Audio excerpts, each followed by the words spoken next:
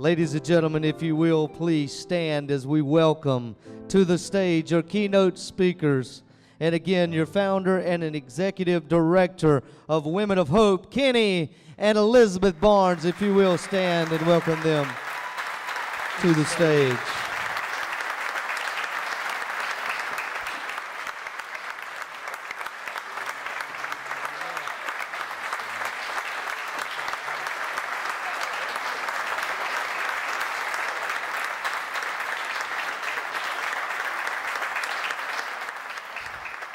We are so honored. This is just wonderful. Thank you all so much for being here.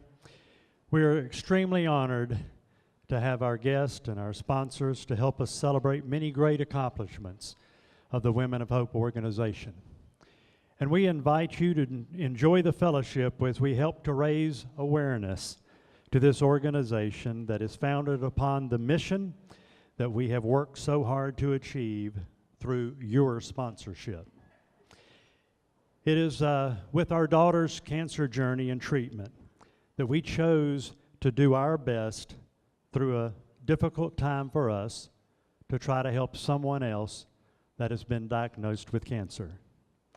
Women of Hope is now 5.5 years old, and we've made great strides to have this short time of bringing blessings to many. But one of the greatest blessings is our daughter. She is doing well, continues to be an inspiration to her parents each and every day. She's working hard and enjoys being a wife and a mother. Another blessing for Women of Hope is the board of directors, the staff, the volunteers who give their means and time. Because of what they give and through your sponsorship, we have accomplished great things. In fact, as I was looking back over some of the notes from our event last year, that we've more than doubled the counties in which we are able to do assistance in. And as just shared, we are now able to assist some in South Carolina. With the help of fundraising efforts as this, donations, corporate givings, and grants, you're going to find that the presence of this organization is continuing to grow. Thanks to you. To share more about our mission, I'd like to ask Elizabeth to share something with you. It's a privilege to have everyone here this night. And as I thought and as I prayed and I pondered about how to convey the mission of Women of Hope, to understand more of what we do, this analogy came to my mind. And I'd like to share it with you. If you'll please indulge me for a few moments this evening. I want to bring you an analogy of Women of Hope, its mission, and how we serve women diagnosed with cancer. This story is very dear to my heart. It is one of my favorite childhood stories. It made its debut as a film in 1939 and is recognized as one of the top 50 films and favorites, The Wizard of Oz. In this story, I relate the life of a cancer patient to Dorothy. In the beginning, you find Dorothy a very happy young woman who belonged to a wonderful, hard-working family that loved her very deeply. But they were very busy about day-to-day demands and activities on the farm. She feels that she's not being heard by her family regarding a threat that's been made against her dear dog Toto. This threat comes from the dreaded Mrs. Gulch, who is determined to bring harm and see to the demise of her dog. In our work, this threat would be the dreaded diagnosis of cancer for the many women that we serve on a daily basis. As Dorothy seeks to protect Toto, she makes a decision to run away, seeking wisdom and someone with courage and the heart to help protect her and what is very dear to her. Along that path, she meets the traveling Professor Marvel, who reminds her that she already has the support and love of family back at home, and he encourages her to go back to those at home who care. Along the way, a violent tornado approaches, and Dorothy in haste seeks protection from the threat of harm in her home. Oftentimes, we too experience catastrophic illnesses and troubles that we too want to run and to hide because of the fear of the unknown.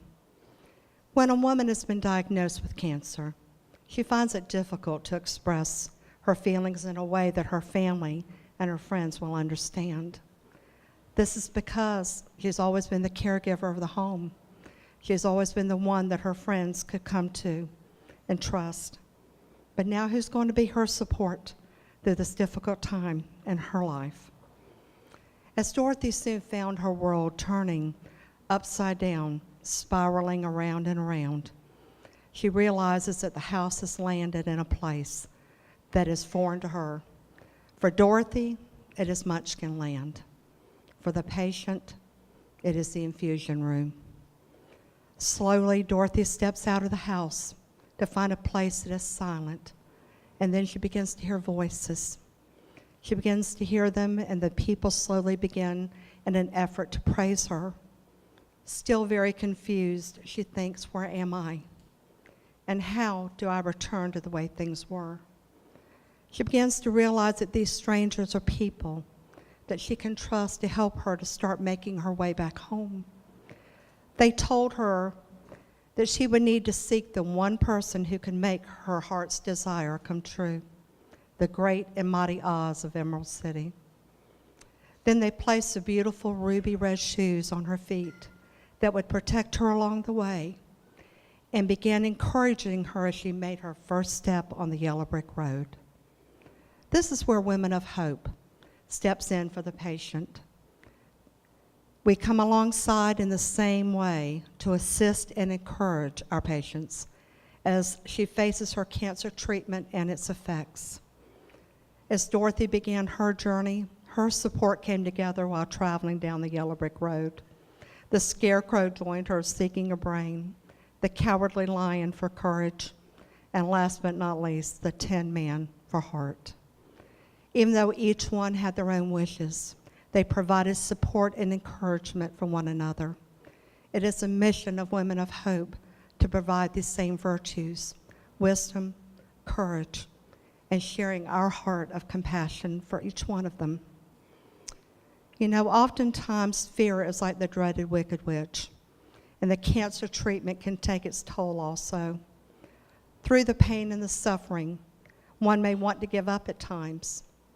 But as Dorothy had her support system through her new friendships, so do our patients.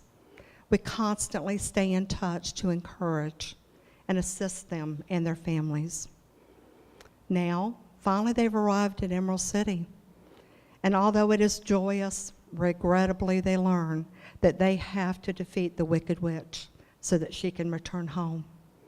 Now the wicked witch is not just fear, but it becomes a treatment.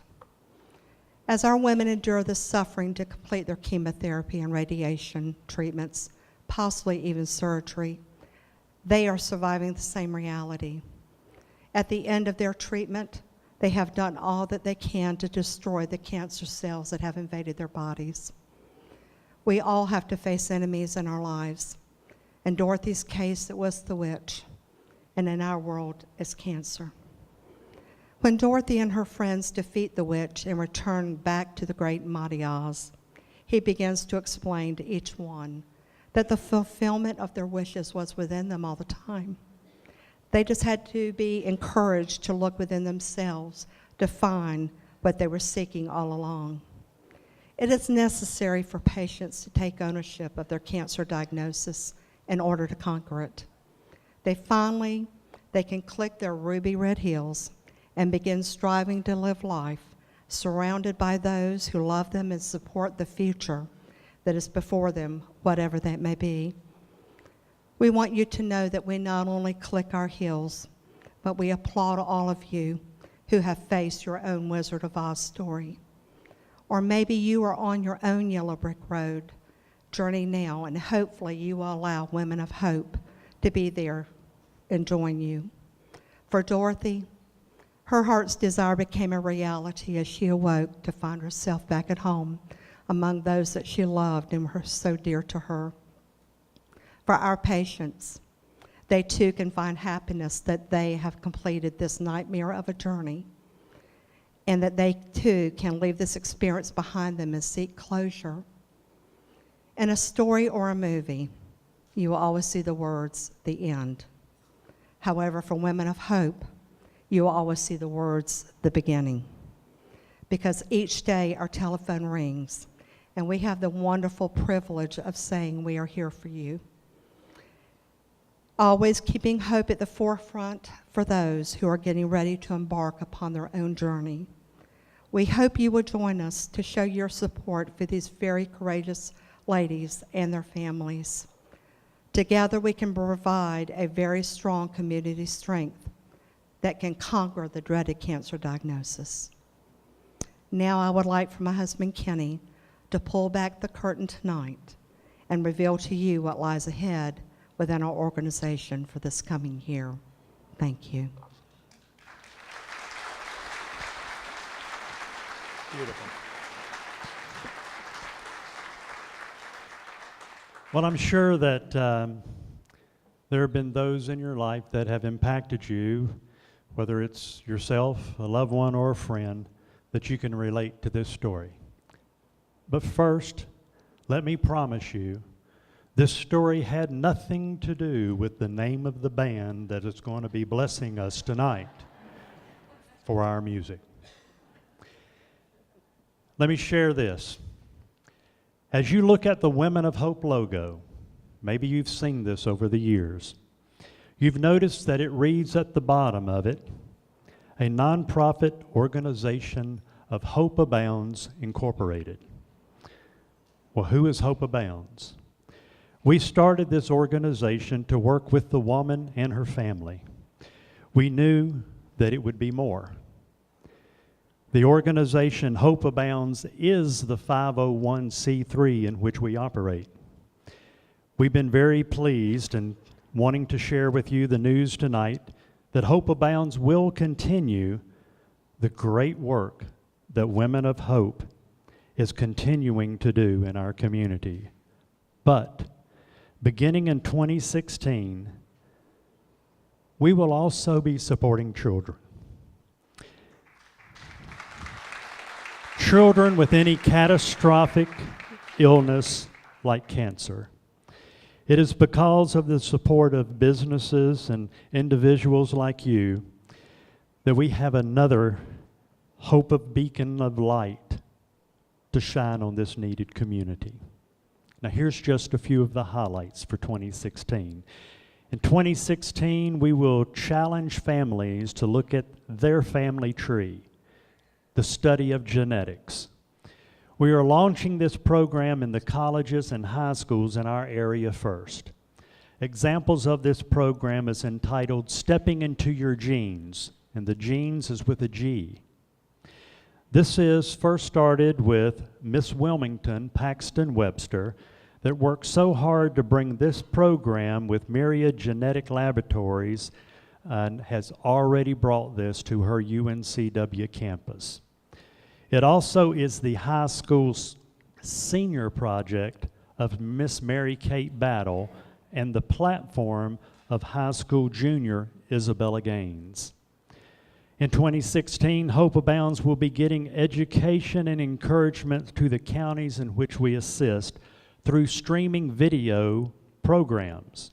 An example of this is the Physicians Forum that will be broadcasted live into different counties.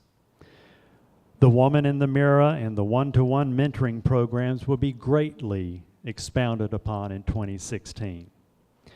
Also, as the children's programs and support, that is going to be very active. We know of over 25 in our local area undergoing treatment right now, and several of these Elizabeth and I know personally. And we're excited that Dana Reason Evans will be the director of our children's programming. Dana is a remarkable young woman that, as Miss North Carolina, she made children's cancer her program when she went to Miss America.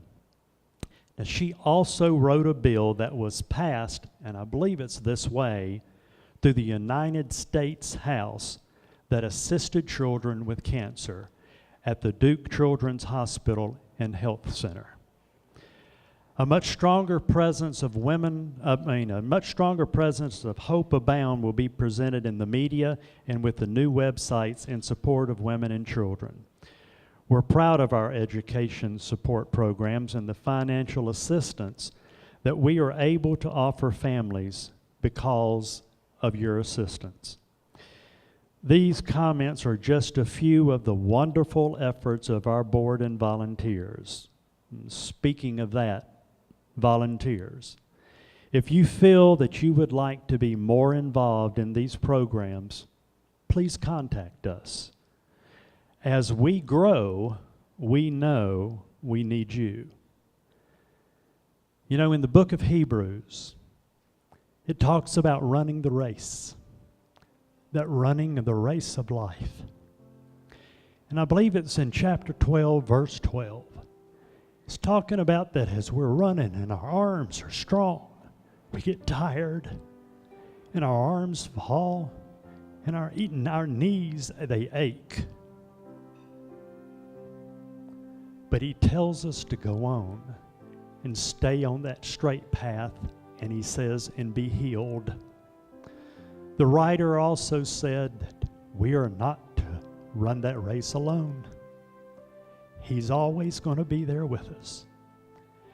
And between you and me, we can be there for those in our community. God bless you. Thank you.